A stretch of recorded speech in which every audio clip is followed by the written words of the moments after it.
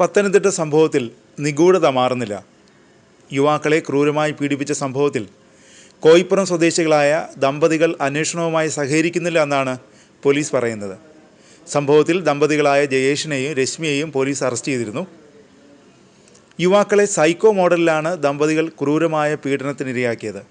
ആലപ്പുഴ റാന്നി സ്വദേശികളായ യുവാക്കളാണ് ക്രൂരമായ മർദ്ദനത്തിന് ഇരയായത്. പ്രതിയായ ജയേഷ് പോക്സോ കേസിലും പ്രതിയാണ്. 2016 കോയിപ്പുറം പോലീസ് ജയേഷിനെതിരെ പോക്സോ കേസ് രജിസ്റ്റർ ചെയ്തത്. 16-കാരിയെ പീഡിപ്പിച്ചതാണ് കേസ്. കേസിൽ അറസ്റ്റിലായ ജയേഷ് ഏതാനും മാസം ജയിലിലായിരുന്നു. പിന്നീട് ജാമ്യത്തിൽ പുറത്തിറങ്ങി. നിലവിൽ ഈ കേസിൻ്റെ വിചാരണ നടക്കുകയാണ്. രശ്മിയുടെ ഫോണിൽ നിന്ന് 5 വീഡിയോ ക്ലിപ്പുകളാണ് പോലീസ് കണ്ടെത്തിയത്.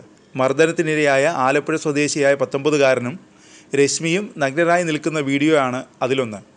യുവാവിനെ മർദ്ദിച്ച് ഭീഷണിപ്പെടുത്തിയാണ് നഗ്ന വീഡിയോ ചിത്രീകരിച്ചത്. ജയേഷിൻ്റെ ഫോണിൽ രഹസ്യ ഫോൾഡറിൽ സൂക്ഷിച്ചിട്ടുള്ള ദൃശ്യങ്ങൾ ഇതുവരെ കണ്ടെത്താനായിട്ടില്ല. സൈബർ വിദഗ്ധരുടെ സഹായത്തോടെ ഫോണിലെ ഫോൾഡർ തുറന്ന് പരിശോധിക്കാനാണ് പോലീസിൻ്റെ ശ്രമം. രശ്മിയെ കൊണ്ട് തന്നെ യുവാക്കളെ വ്യത്യസ്ത ദിവസങ്ങളിൽ വീട്ടിലേക്ക് വിളിച്ചു വരുത്തി ക്രൂരമായി മർദ്ദിക്കുകയായിരുന്നു. കെട്ടിത്തൂക്കിയും മർദ്ദിച്ചു. മർദ്ദനത്തിൻ്റെ വീഡിയോ പകർത്തിയ ജയേഷിൻ്റെ ഫോണിൽ കൂടുതൽ ദൃശ്യങ്ങളുണ്ടോ എന്ന് പരിശോധിക്കുകയാണ് പോലീസ്. കൂടുതൽ ആളുകൾ ഇതുപോലെ പീഡനത്തിനിരയായിട്ടുണ്ടോ എന്നും പരിശോധിക്കും.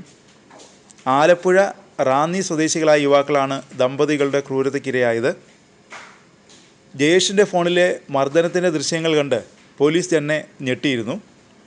സെപ്റ്റംബർ 1 ആലപ്പുഴ സ്വദേശിയെയും 5 റാന്നി സ്വദേശിയെയും ചരൽക്കുന്നിലെ ജയേഷിൻ്റെ വീട്ടിലേക്ക് വിളിച്ചു വരുത്തിയാണ് ക്രൂരമായി മർദ്ദിച്ചത്. ബാംഗ്ലൂരിൽ ജോലി ചെയ്യുന്ന ആലപ്പുഴ സ്വദേശിയാണ് ആദ്യം പീഡനത്തിനിരയായത്. ഇയാൾ നാട്ടിലെത്തിയപ്പോൾ രശ്മി വീട്ടിലേക്ക് ക്ഷണിച്ചു.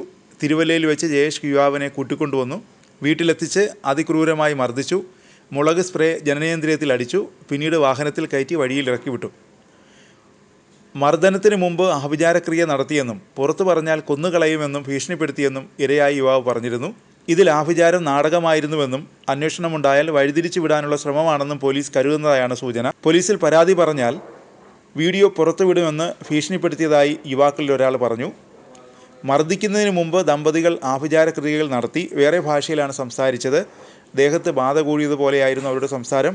യുവാവ് ഇങ്ങനെയാണ് പോലീസിനോട് വെളിപ്പെടുത്തിയത്. അതേസമയം ആഭിചാരം നടന്നുവെന്ന കാര്യത്തിൽ വ്യക്തതയില്ലെന്നാണ് പോലീസ് പറയുന്നത്.